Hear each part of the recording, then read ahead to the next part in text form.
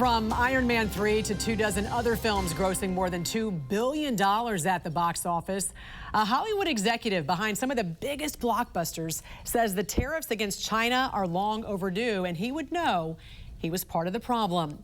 Joining us this morning from the West Coast, Chris Fenton, who for nearly 2 decades was president of a multi-billion-dollar global media company headquartered in Beijing, China. And good morning, sir. Thanks for coming here to the National News Desk. Welcome. Thanks for having me. First, Chris, explain how you brought Hollywood films into China, because you clearly saw firsthand how Beijing operates from a business and personal perspective. Well, we knew it wasn't going to be easy, but in 2008, after the Beijing Summer Olympics, we saw the amount of movie screens go from essentially 0 up to about 5,000. So we knew there was an economic reason to try to get movies in there. But the problem was there were all kinds of Beijing protectionist policies against it, whether censorship, quotas. There were only 15 movies allowed in a year from Hollywood. And then export taxes that essentially brought the box office down to about 13.7% of every dollar that was made, when the rest of the world was almost 50%. So you're thinking 70% export tax, that's huge. But the golden goose was looking very big at the time, so it was worthwhile. Was this a lucrative business? Because I can imagine you're thinking the more you can bring this product into China, the better it's going to be for Americans, for GDP, for economic growth. And ultimately, as I understand it, you thought this would also spread democracy to this communist regime, only to realize you were part of the problem. Tell us what happened.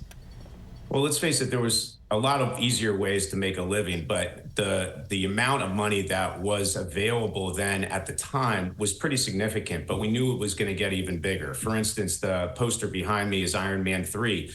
We made $20 million opening day with that film, and at the time there were only 18,000 screens in the market. Cut to today, there's 90,000.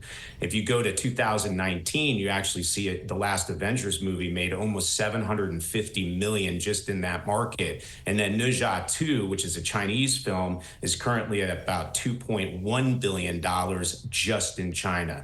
So yes, there was money to make there, but that Kissinger-Nixon plan of spreading aspirational quality of democracy, bringing money in from a communist country that we had never gotten before to grow GDP here and jobs, that was all the higher calling that many of us lived under, on top of just having a really interesting opportunity career-wise. Right, but you got kind of a punch in the nose, so to speak, because there's been plenty of hypocrisy on this issue. You're a lifelong Democrat.